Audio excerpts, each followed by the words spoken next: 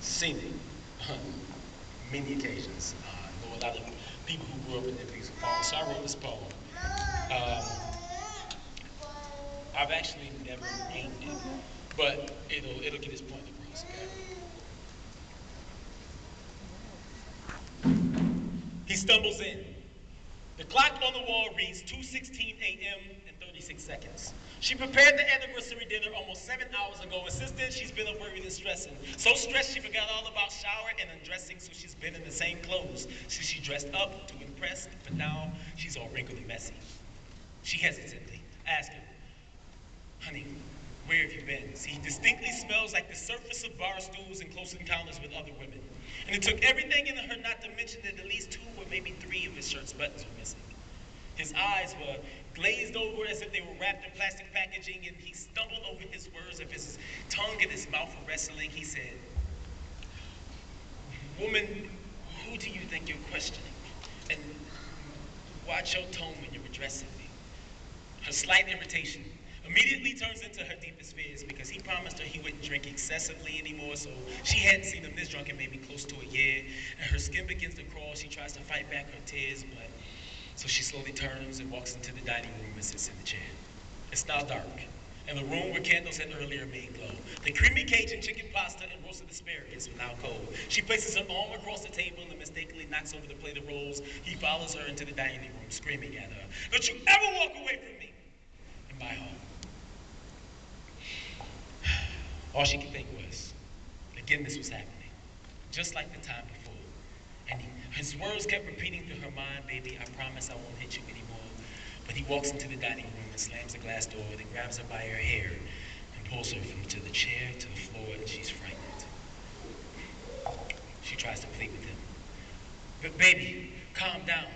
Don't I seem calm? Is what he yells at her as he smashes her head into the ground. She loses consciousness for a second and comes back in the room and spinning around so she can barely comprehend the words. He is screaming at her, don't you ever disrespect me, as he is holding her down.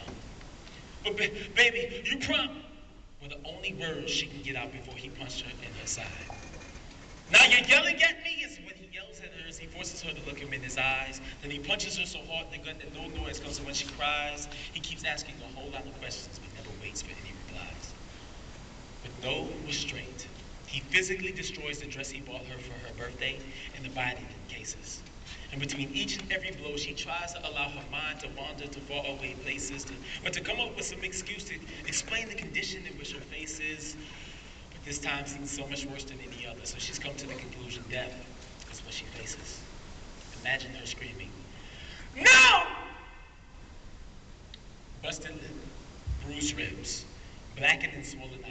The countless times you stayed up at night and cried, the hospital visits when they ask you questions, you know they're telling you lies. To be honest with you, baby girl, this doesn't have to be a life. Imagine her saying, please don't, I'm sorry. He raises his hands at you, but never to ask questions. Says he loves you, and this is just his way for giving instructions. The hands of a lost and angry soul, they never lead to protection. Name one lesson you believe you need to learn through your body's destruction. Imagine her saying, I understand, it won't happen again. See, he's not an instructor, so how can he instruct? Nor is he a conductor, so he can't teach you how to conduct. He says you're lucky to have him, but this doesn't seem like good luck. And I promise you, slavery's over, so baby girl, you're not stuck. You have to be strong. Tell him, I can't take this anymore. You don't have to. If you left him, imagine how these fights would go down. Imagine him slapping himself in the face, or him kicking himself in the ground, or him calling himself stupid that no one else would want him when no one else is around, or him punching himself so hard in the gut that he can't breathe and it feels like he's going to drown. Be strong. Tell him, I can't take this anymore. I'm leaving you. You don't have to be worried about lack of money or fear for him. See, because baby girl, in the game of life, you are not stuck with the hand you were dealt. Remove yourself from the equation and see for yourself that a man looks real stupid when he fights himself.